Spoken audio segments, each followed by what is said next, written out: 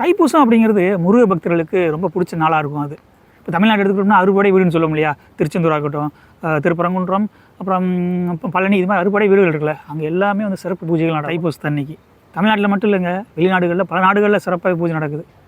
குறிப்பாக நம்ம இந்த வீடியோவில் பார்க்க போகிறது என்னென்னா, சிங்கப்பூரில் தைப்பூசம் 2026 எப்படி இருந்துச்சுன்னு பார்க்கலாம் வாங்க.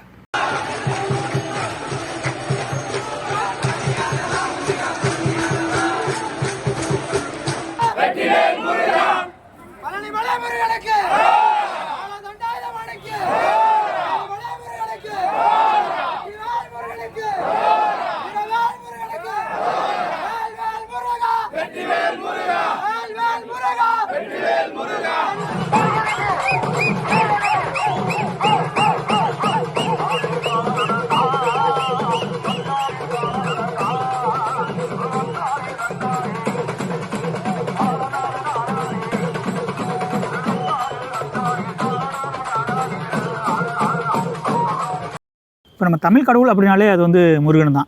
முருகன் அப்படின்னு பேர் சொன்னாலே அது அழகு தானே. அது 2026 பிப்ரவரி 1 வந்திருக்குது தைப்பூசம்.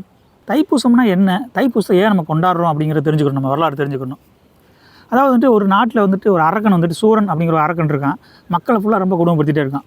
அந்த டைமில் வந்துட்டு முருக கடவுள் இருக்கார் இல்லையா, அவர் வந்துட்டு அந்த சூரன் அப்படிங்கிற அரக்கனை வதம் செய்யணும், அதாவது கொல்லணும் அப்படின்னு சொல்லிட்டு சில பிளான்கள் போடுறாரு. அந்த பிளான் பண்ணி பல வேலைகளை பல விஷயங்களை கற்றுக்கிறாரு. அப்படி எப்படி கொள்ளலாம் அப்படின்னு சொல்லி பிளான் பண்ணிகிட்டு இருக்கும்போது அவனோட தாயார் வந்து பார்வதி தேவி, அவங்க வந்துட்டு இவங்களுக்கு முருகனுக்கு ஒரு வேலை கொடுக்குறாங்க. வேலை கொடுத்து இதை வச்சு நீ வந்து வதம் பண்ணு அப்படிங்கிற மாதிரி கொடுக்குறாங்க.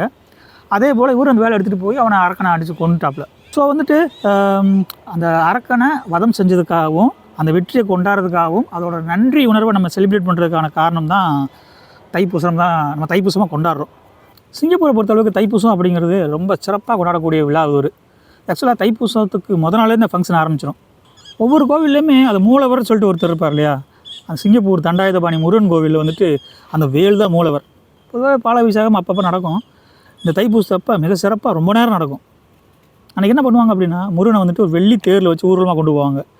அப்புறம் முருகன் கோயிலேருந்து அந்த லயன் சித்தி விநாயகர்னு சொல்லிட்டு ஒரு கோவில் இருக்காங்க, விநாயகர் கோயில் இருக்குது, அங்கே வரைக்கும் போயிட்டு மாலை நேரங்களில் திருப்பி ரிட்டன் இங்கே வரும், ஊர்வலமாக வரும்.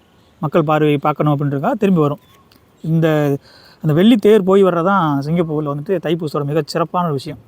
பொதுவாகவே அந்த முருக பக்தர்கள் எல்லாமே ஒரு 48 நாள் விரதம் இருந்து அந்த கோயிலுக்கு வருவாங்க, தைப்பூசம் அன்றைக்கி வருவாங்க. ஒரு சிலர் வந்துட்டு 48 நாள் விரதம் இருக்க முடியாதவங்க 21 நாள் இருப்பாங்க. அதுவும் முடியாதவங்க குறைஞ்சது 7 நாளாக விரதம் இருப்பாங்க. இருந்துட்டு அந்த தைப்பூசம் அன்றைக்கி வந்துட்டு நல்லபடியாக சாமி மட்டும் போவாங்க. இது ஒரு வழக்கமாகவே இருக்குது. இங்கே பக்தர்கள் நிறையா வந்து காவடி எடுத்து நிறைய வருவாங்க. இப்போ நம்ம ஊர்லலாம் பள்ளி நிறையா பார்க்க முடியும், நிறையா காவடி பார்க்குறோம் இல்லையா, பால் காவடி மச்ச காவடி எடுப்பாங்க இல்லையா. அது அங்கே மட்டும் இல்லை, இங்கேயும் அப்படி தான். இங்கேயும் நிறையா பேர் காவடி எடுத்துருவாங்க. காவடியாக நிறையா காவடிகள் இருக்குது. குறிப்பாக சொல்லணும் அப்படின்னா அந்த சக்கரை காவடியாகட்டும், அளவு ஊற்றுறது, தீர்த்த காவடி, பறவை காவடி, பால் காவடி, அப்புறம் மச்ச காவடியாகட்டும், மயில் காவடி, வேல் காவடியாகட்டும், விளக்கு காவடி, அப்புறம் வால் காவடி, இது மாதிரி எக்கச்சக்க காவடி இருக்குது. நம்ம எல்லாத்தையும் இங்கே சிங்கப்பூரில் பார்க்க முடியும். இப்போ முருகனை வழிபடுறதுக்கு எவ்வளவோ முறைகள்லாம் இருக்கு இல்லையா. ஆனால் முருகனை பொறுத்தளவுக்கு காவடிகள் ஏன் சிறப்பு அப்படின்னு சொல்கிறாங்க அப்படின்னா, அதுக்கு ஒரு தனி சிறப்பு இருக்குது. அதுக்கு பின்னாடி ஒரு பெரிய கதையே இருக்குது. அது என்ன கதை அப்படின்னா, இப்போ அகத்திய முனிவர் சொல்லிட்டு ஒரு முனிவர் இருக்கார். அவர் முனிவர் கீழே நிறைய சீடர்கள் இருக்காங்க. அந்த சீடர்களில் ஒரு ஆள் வந்துட்டு இடும்பன்னு சொல்லிட்டு ஒரு சீடர், அவரை வந்துட்டு கூப்பிட்றாரு. அகத்தியர் கூப்பிட்டுட்டு வந்துட்டு, என்னோடய வழிபாட்டுக்காக 2 மலையை எடுத்துகிட்டு வா, அந்த சிவகிரி சக்திகிரின்னு 2 மலை இருக்குது, அந்த மலையை கொண்டு வான்னு சொல்லிட்டு கட்டளை போடுறாரு. இப்போ இவரும் அகத்தியர் சொன்னார் அப்படின்னு சொல்லிட்டு இவரும் போகிறார். போயிட்டு 2 மலையை தூக்கிட்டு வந்துட்டார். தூக்கி தோளில் வச்சு தமந்து வர்றாரு. ரொம்ப தூரம் வர்றதுனால டயர்டாயிருச்சு. கீழே வச்சு கொஞ்ச நாள் ஓய்வு எடுத்துட்டு மறுபடியும் தூக்கி தோல் வைக்கலான்னு தூக்குறாரு. தூக்க முடியல. ஏன் தூக்க முடியல அப்படின்னு கூர்ந்து கவனித்து பார்க்கும்போது பார்த்தா, அந்த மலை மேலே ஒரு பையன் நிற்கிற மாதிரி இருக்குது.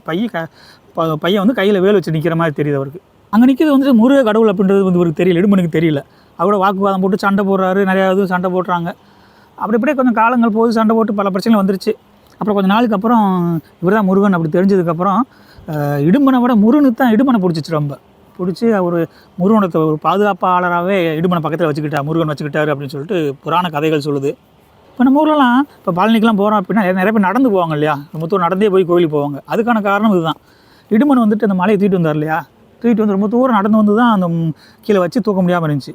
அது மாதிரி நம்ம நடந்து போய் அந்த இடுமனை வேண்டிக்கிட்டோம், முருகனை வேண்டிக்கிட்டோம் அப்படின்னா நல்லது நடக்கும் அப்படிங்கிறது நம்ம ஐதீகம். அது மட்டும் இல்லாமல் முருக கடவுள் சொல்லியிருக்காரு, இடுமனை வந்துட்டு நீங்கள் நல்லபடியாக சாமி கும்பிடுங்க, அதுமாதிரி நல்லபடியாக கும்பிடும் போது உங்களுக்கு நல்ல விஷயம் நடக்கும் அப்படின்னு சொல்லிட்டு முருக பெருமான் சொல்லியிருக்கிறதாவே சில புக்கில் நம்ம படிக்க முடியுது. அதனால தான் பக்தர்கள் எல்லாமே இடுமன் காவடி அப்படின்னு நம்ம எல்லாமே சொல்கிறோம். அதே போல் தைப்பூச அன்னைக்கு பல சிறப்புகள் இருக்குது. ஒரு சொல்லணும் அப்படின்னா தைப்பூச அன்னைக்கு தான் உலகத்தில் முதல் முறையாக தண்ணீர் உருவாச்சு. அந்த தண்ணீரில் தண்ணீர் மூலிமா பல ஜீவராசிகள் உருவாச்சு அப்படிங்கிறது புராணங்களில் சொல்கிறாங்க. அதே போல் முருகன் வந்து வள்ளியை திருமணம் செஞ்சதும் அந்த தைப்பூச அன்னைக்கு தான். அதே போல் திருச்சி ஸ்ரீரங்கத்தில் வந்துட்டு அரங்கநாதர் சாமி இருக்கார் இல்லையா, அவர் வந்துட்டு தன்னோட தங்கை சமயபுரம் மாரியம்மனுக்கு சீர் கொடுத்த நாளும் இந்த தைப்பூச நாள் தான். நெல்லையில் இருக்கக்கூடிய தாமிரபரணி நதிக்கரையில் நெல்லையப்புறம் நினச்சி விரதம் இருந்து காந்திமதி அம்மன் சொல்லிட்டு ஒரு அம்மன் விரதம் இருக்காங்க. விரதம் இருந்து மிகச்சிறப்பாக ஒரு நல்லது நடந்துச்சு அந்த அம்மாவுக்கு அப்படின்னு சொல்லிட்டு, அதாவது அன்றைக்கி தான் மிகப்பெரிய அருள் ஆசையை பெற்றேன் அப்படின்னு அந்த காந்திமதி அம்மன் சொல்லியிருக்காங்க. அதே மாதிரி அந்த காவிரி தாய் ஸ்ரீரங்கம் அரங்கநாதரை நினச்சி தீவிரமான ஒரு தவத்தில் இருக்காங்க. தவத்தில் இருக்கும்போது அந்த நாராயண பெருமான் காவிரியோட அந்த தீவிர தவத்தை பார்த்துட்டு அந்த காவிரி தாயோட அந்த தவத்துக்கு மிகப்பெரிய தரிசனம் கொடுத்ததும் இந்த நாளில் தான். அதே மாதிரி அந்த வாயு பகவான், வர்ண பகவான், அந்த அக்னி பகவான்லாம் இருக்காங்க இல்லையா, அவனோட ஈஸ்வனோட அதீத சக்தியை உணர்ந்த நாளும் இந்த நாள் தான். அதே மாதிரி இன்னொரு சிறப்பு என்னென்னா, அந்த தைப்பூச நாளில் வந்துட்டு ஞான சம்பந்தர் வந்துட்டு மயிலாப்பூரில் பாம்பு கடிச்சு இறந்து போன ஒரு பூம்பா ஒரு பெண்ணு பாம்பு கடிச்சு இறந்து போயிடுறாங்க. அதை இறந்ததுக்கப்புறம் போய் அந்த அஸ்தியை கலக்க போகிறாங்க. ஞான சம்பந்தர் வந்துட்டு அந்த பதியம்பாடி அவர் மறுபடியும் உயிர் பழைக்க வச்சார். அதுவும் இந்த தைப்பூச அன்னைக்கு அப்படின்னு சொல்கிறாங்க. இது வந்து இந்த மயிலை புராணம் சொல்லிட்டு ஒரு புராணம் இருக்கு இல்லையா, அந்த புராணத்தில் இன்றைக்கும் நீங்கள் பார்க்க முடியாது இருக்குது. அதே மாதிரி அந்த தில்லை நடராஜர் இருக்குது பார்த்தீங்களா, அந்த தில்லை நடராஜருக்கும் இந்த பூச நாள் தான் சிறப்பான நாள்னு சொல்லுவாங்க. இந்த நடராஜர் வந்துட்டு பார்வதியோட அந்த ஆனந்த நடனம்னு சொல்லுவாங்க இல்லையா, தில்லை சிதம்பரத்தில் தான் ஆடுறார் அவர். அந்த நேரத்தில் அந்த பதஞ்சலி முனிவர், புலிக்கால் முனிவர், அப்போ ஜனமுனிவர், அப்புறம் தில்லைவாழ் அந்தணன் அப்படின்னு சொல்லிட்டு 3000 இருவர் சொல்லுவாங்க. அதே போல் 33 கோடி தேவர்கள் இவர்கள் எல்லாம் சேர்ந்து இந்த ஆனந்த நடனத்தை கண்டுகளிச்சனாலும் இந்த தைப்பூசம் தான். அதே போல் இந்த தைப்பூசம் வந்துட்டு தமிழ்நாட்டில் மட்டும் இல்லை, உலகத்தில் பல நாடுகளில் சிறப்பாக கொண்டாடுறாங்க. தமிழ்நாட்டை தாண்டி, அதாவது இந்தியாவை தாண்டி குறிப்பாக சொல்லணும் அப்படின்னா யாழ்ப்பாணம், ஸ்ரீலங்காவில் சிறப்பாக கொண்டாடுவாங்க.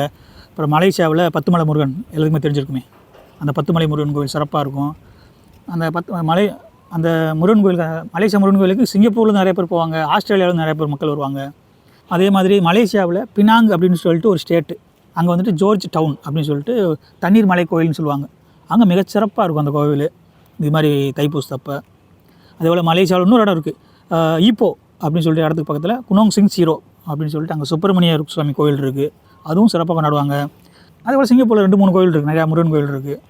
இங்கே எல்லாமே பக்தர்கள் எல்லாமே அந்த காவடி எடுத்து வரதா இருக்கட்டும், தேர் இழுக்கிறதா இருக்கட்டும், அளவு ஊற்றுறது, நேர்த்திக்கடன், நம்ம தமிழ் மக்கள் மட்டும் இல்லைங்க, சீனர்கள் கூட, சைனாக்காரங்க கூட நிறையா பேர் முருகன் கோவில் வந்து வேண்டுதெல்லாம் நான் பார்த்துருக்கேன். அதே மாதிரி இந்த மொரீஷியஸ் நாட்டிலையும் சுப்பிரமணிய சுவாமி கோயில் இருக்குது. அப்புறம் தென்னாப்பிரிக்கா, அங்கேயும் ஸ்ரீ சிவா சுப்பிரமணிய கோவில்னு சொல்லுவாங்க. அப்புறம் ஒரு பிஜின்னு சொல்லிட்டு ஒரு தனி தீவு, அங்கே கூட சிவா சுப்பிரமணிய கோவில்னு சொல்லிட்டு ஒன்று இருக்குது. அதே போல் ஆஸ்திரேலியாவில் விக்டோரியா அப்படிங்கிற ஒரு மாகாணத்தில் அங்கேயும் தைப்பூசம் சிறப்பாக கொண்டாடுறாங்க. ஸோ இவ்வளவு சிறப்பு வாய்ந்த அந்த தைப்பூசம் திருநாளை நம்மளும் எல்லோரும் சேர்ந்து கொண்டாடுவோம்.